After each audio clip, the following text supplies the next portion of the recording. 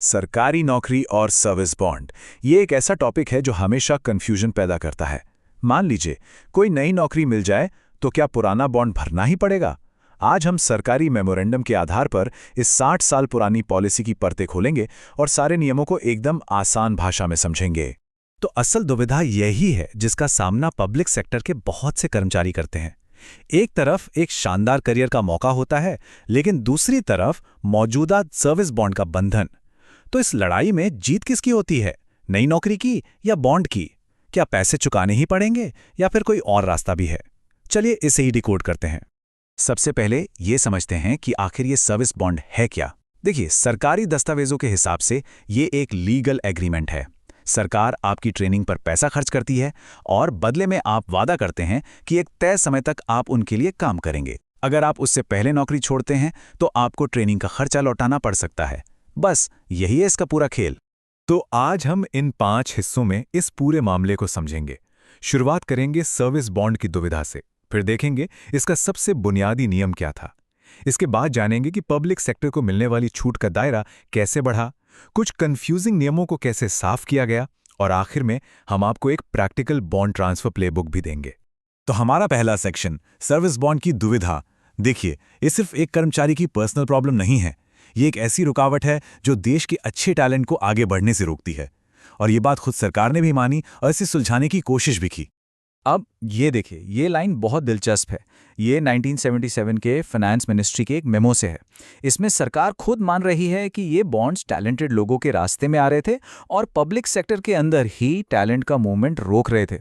मतलब सरकार को भी लगा कि इसे ठीक करना जरूरी है। चलिए अब इस पॉलिसी की जड़ों में चलते हैं और देखते हैं कि ये सब शुरू कैसे हुआ। हमारा दूसरा सेक्शन, मूलभूत नियम। ये कहानी शुरू होती है 1960 के दशक से। सब कुछ शुरू हुआ 1960 में, जब होम मिनिस्ट्री ने ये ऑफिस मेमोरेंडम जारी किया। ये वो पहला ऑफिशियल डॉक्यूमेंट था जिसने आज के सर्विस बॉन्ड नियमों की नींव रखी। इसी ने तय किया कि बॉन्ड कब लागू होगा और कब नहीं। तो इस नियम ने एक बहुत ही सीधी साधी क्लियर लाइन खींच दी। अगर कोई सरकारी नौकरी छोड़कर किसी प्राइवेट कंपनी में जाता है तो उसे बॉन्ड के पैसे चुकाने होंगे।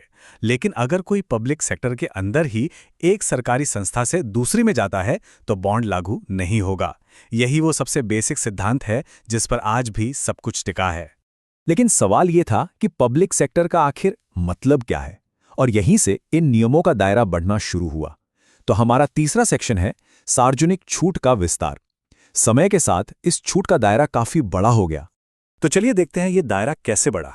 1966 में इस छूट में राज्य सरकारों, पीएसयूज और सेमी गवर्नमेंट ऑर्गेनाइजेशंस को भी शामिल कर लिया गया। फिर 1977 में ये साफ कर दिया गया कि ये नियम उन पीएसयू कर्मचारियों पर भी लागू होंगे जो किसी दूसरी सरकारी नौकरी या दूसरे पीएसयू में जा रहे हैं। तो आप देख सकते हैं दायरा लगातार बढ़ता गया। तो आज की तारीख में इस पब्लिक सेक्टर की छतरी के नीचे कौन कौन आता है जहां आप बॉन्ड चुकाए बिना जा सकते हैं? ये लिस्ट काफी लंबी है। Central government, state governments, PSUs, semi government organisations और सरकार के पैसे से चलने वाले या उसके कंट्रोल वाले ऑटोनॉमस बॉडीज। अगर नई नौकरी इनमें से किसी में है तो बॉन्ड की चिंता नहीं है। तो ये ट्रांसफर होता कैसे है? इसे कहते हैं फ्रेश बॉन्ड सोल्यूशन। ये एक रिले रेस की तरह है।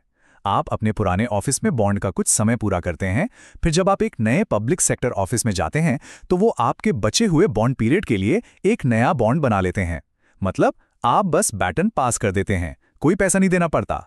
खैर, समय के साथ कुछ नए कंफ्यूजन पैदा हुए जिन्हें साफ करने की जरूरत थी, और ये हमें हमारे चौथे सेक्शन पर लाता है, अस्पष्ट क्षेत्रों का स्पष्टीकरण। बाद के मेमोरेंडम ने, खासकर 2022 के डॉक्यूमेंट ने, इन सभी उलझनों को दूर कर दिया। 2022 के नियमों ने दो बहुत जरूरी बातें साफ की। पहली, ट्रेनिंग शब्द का मतलब सिर्फ ट्रेनिंग नहीं बल्कि अप्रेंटिसशिप भी है। और दूसरी, ट्रेनिंग के खर्च में सिर्फ सीधी लागत ही नहीं बल्कि आपको मिलने वाला स्टाइपेंड या कोई भत्ता भी शामिल है। अब इसमें कोई कंफ्यूजन की गुंजाइश नहीं है। तो फिर बॉन्ड के पैसे कब चुकाने पड़ते हैं? जब कोई प्राइवेट एम्प्लॉयमेंट में जाता है, और नियमों के हिसाब से इसकी परिभाषा बहुत सीधी है। कोई भी ऐसी नौकरी जो उस पब्लिक सेक्टर की लिस्ट में नहीं आती जो हमने अभी देखी थी, अगर नई कंपनी उस लिस्ट में नहीं है तो उसे प्राइवेट माना जाएगा और बॉन्ड चुकाना होगा। अच्छा, थ्योरी तो हो गई। अब चलिए प्रैक्टिकल स्टेप्स की बात करते हैं। हमारा आखिरी सेक्शन, बॉन्ड ट्रांसफर प्लेबुक। ये कर्मचारियों और एचआर डिपार्टमेंट्स दोनों के लिए एक स्टेप बाय स्टेप गाइड है कि इस प्रोसेस को स्मूथली कैसे पूरा किया जाए। देखिए, नियमों में दोनों ऑफिस के लिए एक बहुत साफ प्रोसेस दिया गया है। जब आप अप्लाई करते हैं तो आपका मौजूदा ऑफिस आपके नए ऑफिस को लिखता है।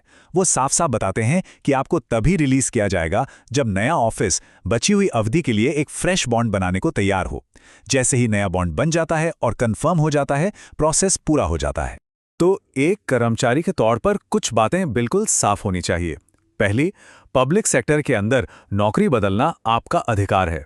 दूसरी, नया बॉन्ड बनना स्टैंडर्ड प्रोसेस है, पैसे देना नहीं। तीसरी, इस ट्रांसफर को कोऑर्डिनेट करना आपके दोनों ऑफिस की जिम्मेदारी है।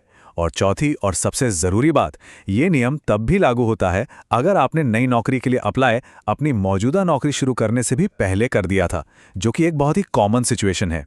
अगर कोई एक डॉक्यूमेंट है जो सबसे जरूरी है तो वो है 9 दिसंबर 2022 का ये ऑफिस मेमोरेंडम।